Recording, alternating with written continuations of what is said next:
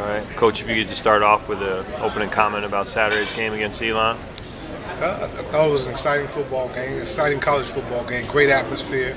In spite of the weather conditions, I thought, we played extremely well in terms of not turning the ball over. We capitalized on some of their mistakes, but we left some points on the field. The effort was pretty good from our football program. I thought both teams played well. And, down the stretch, we had an opportunity to go ahead, and it just didn't happen for us. But we was able to get ourselves in a position to possibly win the ball game. So it's definitely a lot to build on, a lot to look forward to. And like I said last week, it was a great gauge for our program.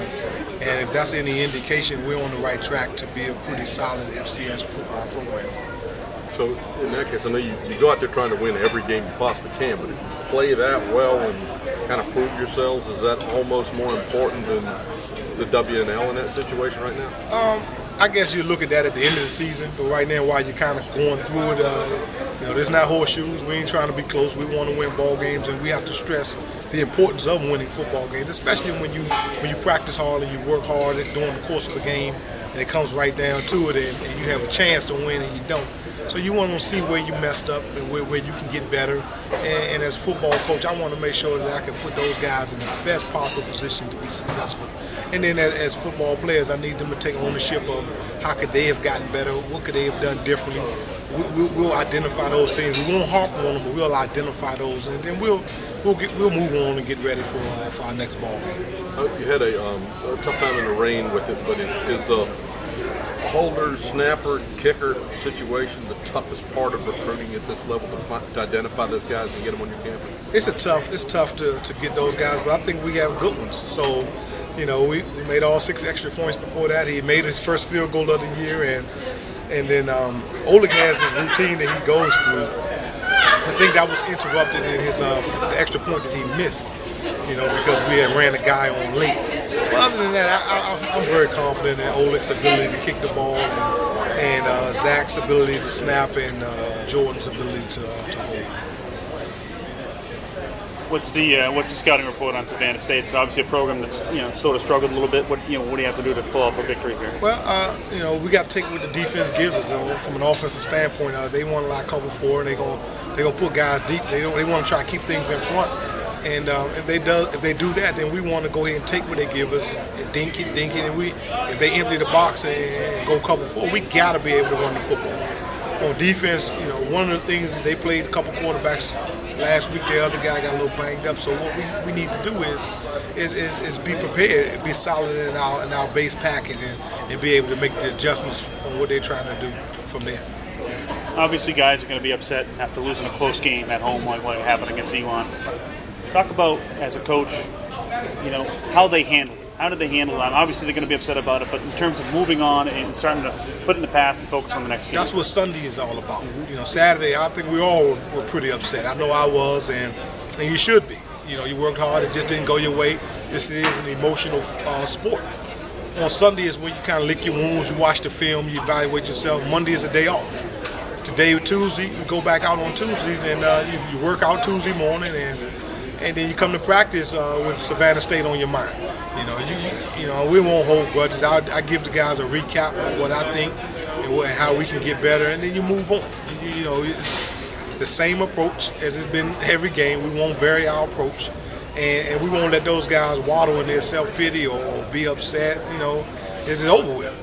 And then, more importantly, when you play hard as they play, you really can't really be that upset.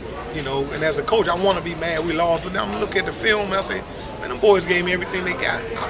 I can't really be that mad. Man, I got to look and figure out to put them in a better position to be successful as a ball coach. You talked about having the ability to run the ball. Do you think that would take some pressure maybe off Michael a little bit? Assess how he did Saturday and where he goes. Yeah, I thought he did well. I thought he played solid. His numbers don't say he was great, especially compared to their quarterback. Their quarterback had a career best. But Mike made some really gutsy plays. He made some gutsy 4th down runs and 4th down throw, and he played well. He played well enough for us to win. Now he was plagued by quite a few drops again. It seems like we've been singing that song for 3 weeks, so I'm not gonna keep singing the same song. It better be some different guys dropping the ball, and I'm gonna start rotating people in and out of there. and then I may very well come out and wishbone or something. You won't catch it, I'll run it. So we'll figure out a way to do what's best for our football team. And Mike has been solid. I mean, he didn't throw any picks. He didn't have any turnovers this game. And he had turnovers the first 2 games. So you got to look at that positive aspect in terms of Mike's ability and what Mike brought to the table. Conference championship, something you haven't been able to, Central hasn't been able to go for in a long time. Yeah. If you win this first game, you got that under your belt, you'll be 500 going into an open date. Yeah. So does that magnify this game at all? I mean, it's the same. I mean, it is a little exciting in terms of having a conference game. Haven't been one around here in a few years, and to be able to play, Savannah State, who claim to be, they say we're their rival. I don't know how that worked out, but that's what their coach said. But we just want to get off to a good start in the MEAC conference, and more importantly, we lost last week. So when you lose, things become a little bit more intense, a little bit more magnified. When you go to that next week of practice, especially playing for me. I hate losing. I don't like losing, and it's going to be uncomfortable for everybody. My coaches got an earful, and the players gonna get an earful. So we lost. So again, like this ain't horseshoes. When you lose, there's consequences for losing.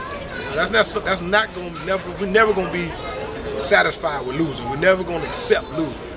And that's not why I'm coaching. Every coach, doesn't matter what level you're talking about, they want to protect their home turf. Just talk about this opportunity coming off a tough home loss. Maybe put a W up on the win column and start to build some sort of reputation as having a home field advantage. Yeah, I mean the fans. We got some loud fans, and then those fans are right on top of you. So you could just hear it. It was almost like it was shaking when Tyron took that interception back. I mean, it was an electric atmosphere, and that's what we want to keep. We got to make plays to get our fans to have that electric atmosphere. So we know that. So in terms of us, if we go out and make plays and get our faithful jumping up and down, making noise and screaming and going crazy, it can be an awesome place to play a college football game.